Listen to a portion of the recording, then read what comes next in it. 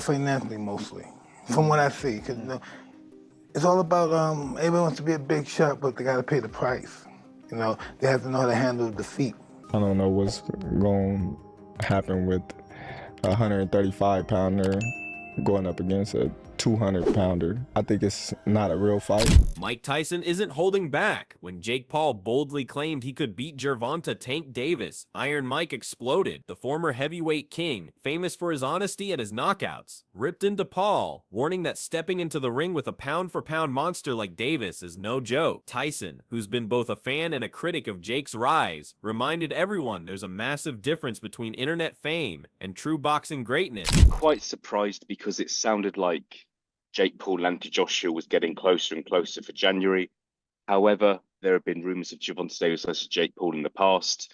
I think with Gervonta Davis' kind of legal problems in the last month or so and rumours about his retirement, I don't think it's a massive shock that he is taking this Jake Paul fight if it is going to go ahead, purely for the reason that it's a lot of money for maybe not the most difficult job that he's going to have in his career. So it's a strange one, but yeah, it's just another kind of day in the sport, really, isn't it? The highly anticipated matchup between Jake Paul and Gervonta "Tank" Davis is officially set for November 14th at the Casa Center in Miami, Florida. Originally planned for Atlanta, the event was relocated after the Georgia Athletic and Entertainment Commission raised concerns about the massive weight difference between the two fighters. The controversy only adds more fuel to an already explosive showdown. Oh my days. Jake Paul versus Tank Davis. Is this real? This can't be real. Because he was talking about fighting Joshua, which is heavyweight. And now he's saying about fighting Tank. Nah, this can't be. It's Netflix as well. I need to go and do some checks and see if the main pages have posted this. But Jake Paul's posted it. It says Friday, November 14th. It's in Atlanta, State Farm Arena. This is random, no? Jake Paul steps into this fight with a record of 12 wins, 7 coming by knockout, and just 1 loss. Once known purely as a YouTube sensation, Jake has transformed that fame into a legitimate boxing resume, carving out a career built on high-profile crossover bouts, relentless promotion, and a drive to prove he belongs among real fighters. Love him or hate him, Paul has forced the boxing world to take notice. People are like so fucking insecure. Kind of lost myself in the whole entertainment world, and so when I found boxing, it gave me that like routine, that discipline. I got to like take time for myself in these boxing camps, and every day for training I had to like meditate. And boxing gave me the ability to like reflect on myself and like realizing who I was and who I wanted to be, and that helped me mature. You get addicted to that validation from others, and that's something that I realized that I had to face. And like, why do so many people want clout? I'm not good enough. I need followers. I need likes.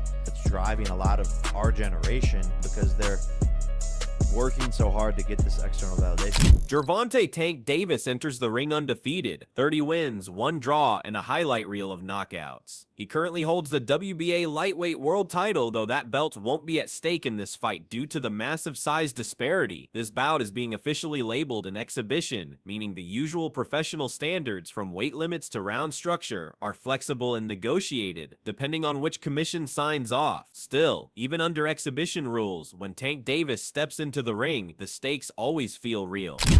25 is at the next year. I'm out of it. After our second fight. You're out of it? Yeah. Care to elaborate on that? Out of the sport. After our second fight. Nah, no, I'm gonna win, bro. Nah, I could tell you my fights. Who do you think will win between Jake Paul and Gervonta? But I don't know. It should be Gervonta, right?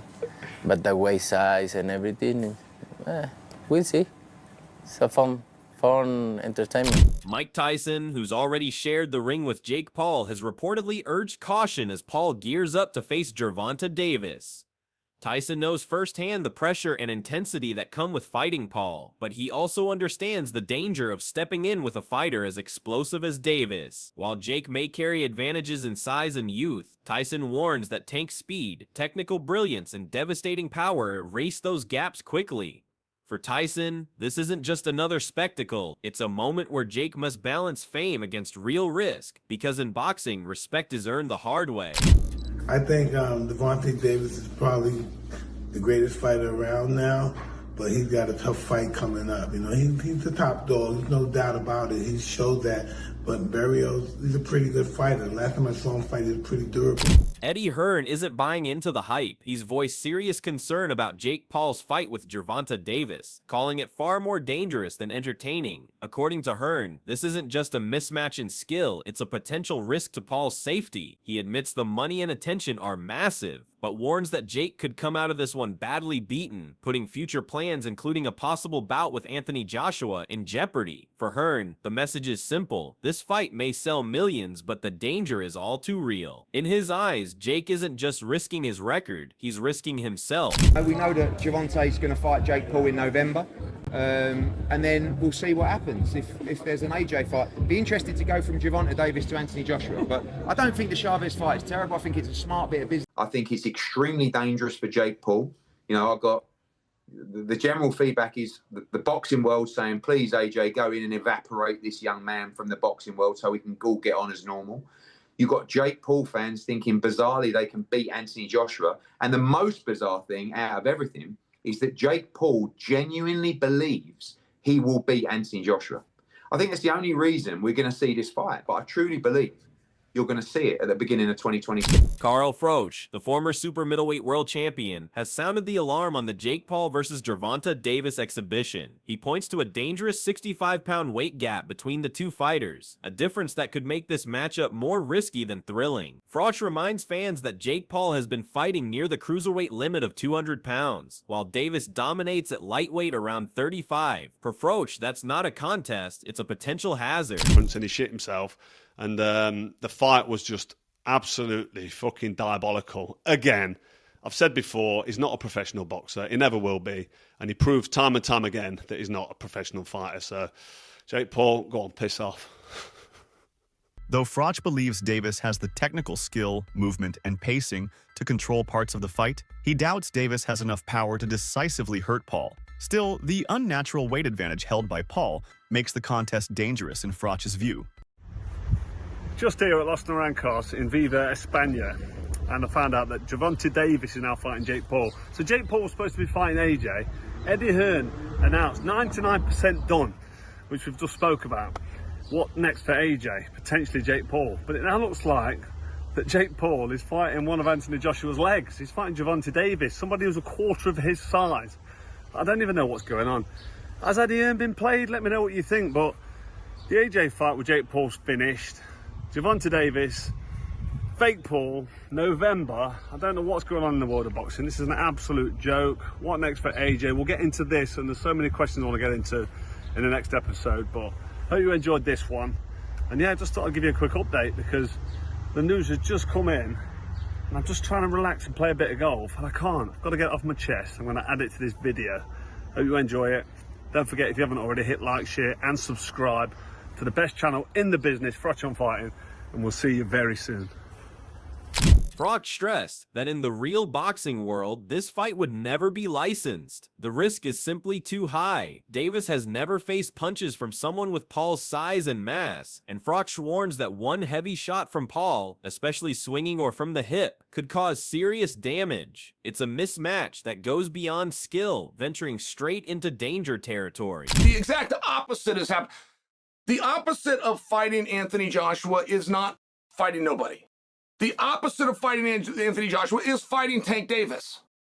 Okay. So there's one big glaring issue for me. It's just your partner being Tank Davis.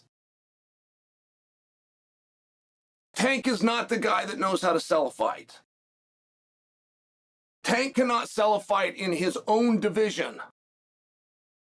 It could be a title fight, a contenders fight, a main event fight. He could be the favorite. He could be the underdog. Tank doesn't know how to bring that information to you guys in a way that is compelling.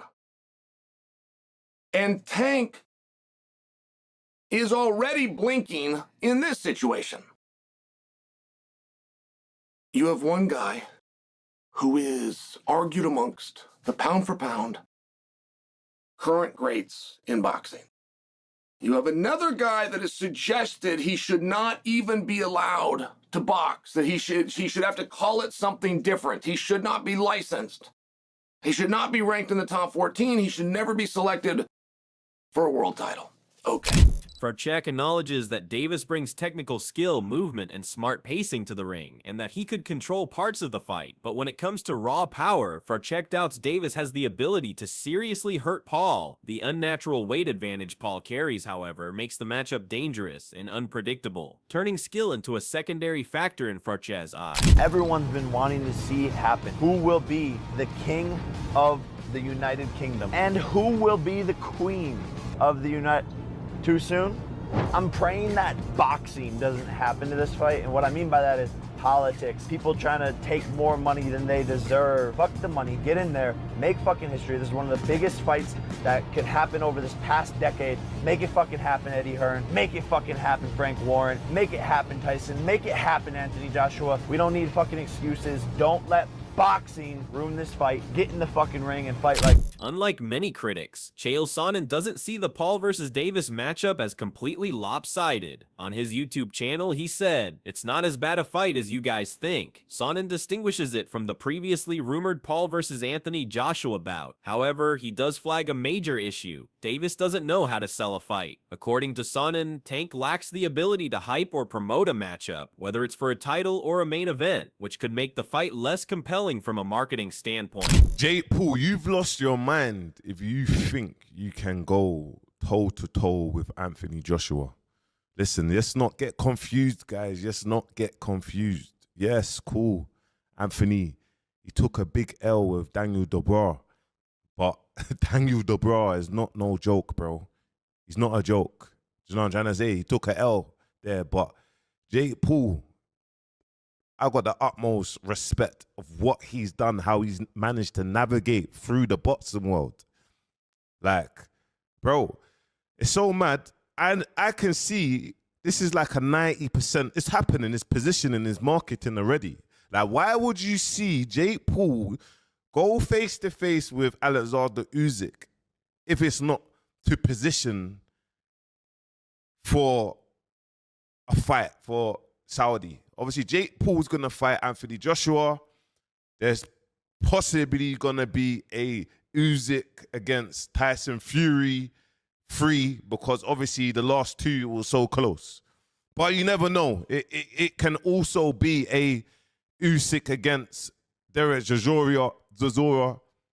Do you know what I mean? You never know. Joe Rogan has repeatedly defended Jake Paul's credibility in the ring, arguing that much of the criticism stems more from Paul's celebrity origins than from his actual fighting ability. Rogan points out that Paul has consistently demonstrated solid technique, real power, and effective offense in his matches. According to him, nothing about Paul's performances appears fundamentally flawed or staged. He believes that many of Paul's early detractors are gradually recognizing his legitimacy as a boxer, and that dismissing him purely because of his YouTube beginnings overlooks the skills he's shown inside the ring. Jake Paul wasn't Jake Paul if he wasn't this YouTube guy. He was just a boxer.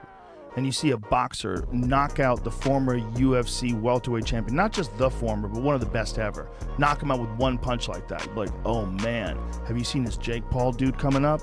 He's fucking for real. Because nothing about watching him fight, to me, screams like he's in over his head. Nothing. He looks like a real boxer. Joshua's promoter, Eddie Hearn, has shown interest in the potential matchup, noting that it could generate massive attention and financial reward. Critics, however, caution that Joshua risks his legacy by facing Paul, who many still regard as more of an entertainer than a serious contender. Meanwhile, Jake Paul is using these rumors to build momentum, positioning himself as a dangerous wild card in the heavyweight division. Let's talk about AJ ever so quickly. I watched Jake Paul the weekend. I feel a bit dirty saying that because I'm not a fan of his, but he did say after the fight that he's sort of having DMs or he's dropping text messages to AJ. They're having a chat about a potential fight. What's your view on that, Eddie? Well, look, he's calling out Gervonta Davis, who is a 135-pound lightweight, and he's calling out Anthony Joshua, that's a heavyweight monster. I think Jake Paul is crazy enough to fight Anthony Joshua because the money would be absolutely obscene. It's a catastrophic mismatch that people would tune in to watch because it would lead to the end of Jake Paul. Hopefully not literally, but it's that dangerous that, you know, it's a fight that I don't think should really happen, if I'm honest. I would say about Jake Paul, and I've said this in a couple of interviews today, I do think you start after giving him a margin of respect. You know, I think this guy is going through the motions, he's putting the hard spars in. He just went 10 rounds with, yes, a washed-up fighter, but a former world champion that did train for that fight. But they're very clever in terms of the opponents that they pick. They're not going to gamble unless the money's out of control. And it wouldn't surprise me if Jake Paul, wanted to move forward with an Anthony Joshua fight. Honestly, AJ's coming tonight.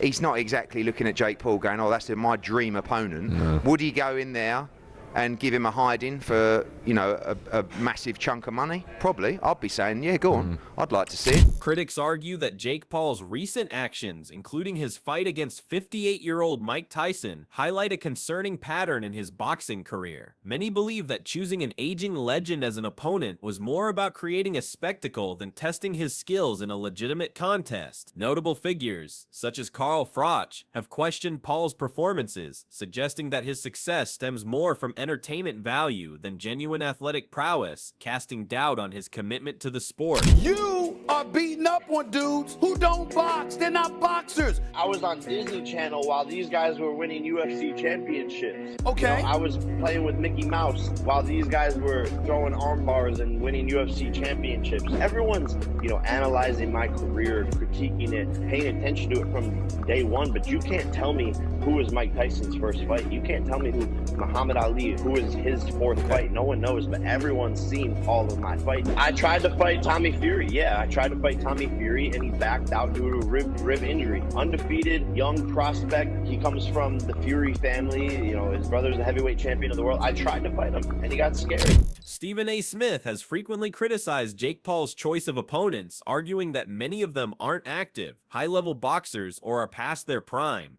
According to Smith, Paul hasn't proven himself against the current elite of the sport. In response, Paul has pointed out that he tried to arrange a fight with Tommy Fury, but Fury declined his offers. When the two finally faced off in February 2023, Paul lost by split decision, marking his first and so far only defeat against an active, well-established professional boxer. Can't buy the hype at this particular moment in time. Now, I'll give Jake Paul credit for this. At least he's in the ring with a boxer. But 57 years old is 57 years old. And 57 years old and formally walking into a UFC fight as an audience member, as a patron with a cane, it's hard to me to believe a year later that you're going to be in any condition to really, really fight. I hope I'm wrong, but I don't know. And if you're Jake Paul, here's what I want to say to you. It's Mike Tyson, that's fine. It's a money fight, I get you, and you want to make money. But at some point in time, if you keep telling us that you're taking boxing seriously and you want to be recognized as a big-time boxer / fighter, you're going to have to fight somebody closer to your age who is a contender at the very least in the sport and who lives with it every single day. Could you please get in the ring with somebody? Pretty please with sugar on top. I'm interested. What did you think about the fight, Jake Paul? I hate it. And Jake Paul's starting to piss me off. Mike Tyson is 57 years old, man. Jake Paul been training with professional boxing trainers for years. He takes the sport very, very, very seriously. Thank you. So let me ask you, that's the question I have, because great kid, great businessman, by the way, amazing. And I know how he does all this, the character and the persona. We keep saying that he doesn't want to be a boxer. He's not a boxer. But then Jake Paul is a boxer. Yeah, exactly. That's my point. Exactly. He's a boxer. He can fight. I respect it. So go in there against fighters. You should be climbing the ladder towards those other fighters and taking the sport seriously to the point where you're fighting actual boxers. Now he decides to fight a fighter, a real fighter, which is Tyson. But Tyson is 30 years older. Stop this nonsense of going against dudes that either ain't boxing or is 25 years removed. And that's where the story stands. 2 warriors, 1 destiny, and a storm still waiting to explode. Subscribe now, because when Jake Paul and Gervonta Davis finally collide, you'll want a front row seat to history in the making. Whose side you on?